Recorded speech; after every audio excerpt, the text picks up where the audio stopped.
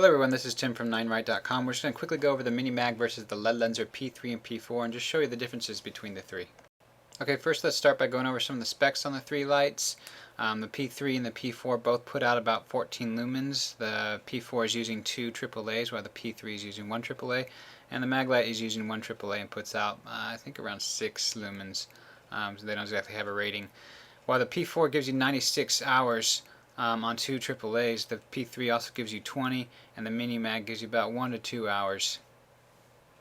Okay, let's go over the flood and spot beam on the flashlights. We're going to start with flood. As you can see, the P3 and the P4 both have a very nice white fill with no dark spots in the middle, while the mini mag itself has a big old dark spot with a yellow fill. Okay, now moving all the flashlights into spot mode, you can see that the P3 and the P4 are again very similar to each other, giving a nice focused white spot capable of reaching a little further than the floodlight. And the mini mag is a very small spot beam filled with yellow. Okay, now let's see these lights in use a little bit. As you can see, the P3 has the rear tactical switch for on and off. Makes it very easy to get to. Even though it's a little small, it still fits pretty nicely in the hand.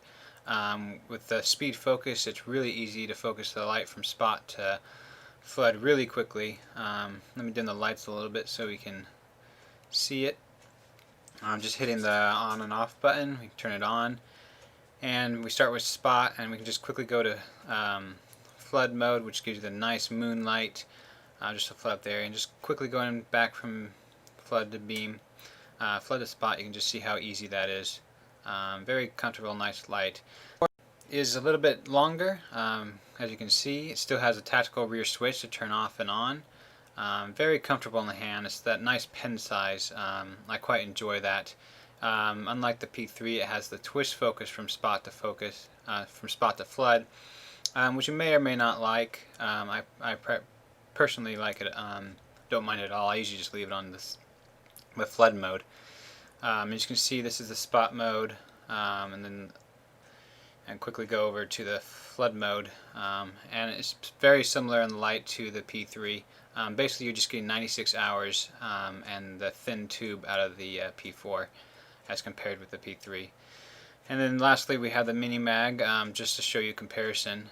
The only way to turn the mini mag on is to twist the top, which is quite annoying, on, and then you can turn it on, and then to turn it off you have to go back clockwise. To get to flood and spot beam, you also have to use the twist the top as well, and the flood beam itself has a dark spot in the middle with yellow, and you go to the spot beam. Spot beam is not that bad, but it's really, really small and doesn't cover that much area.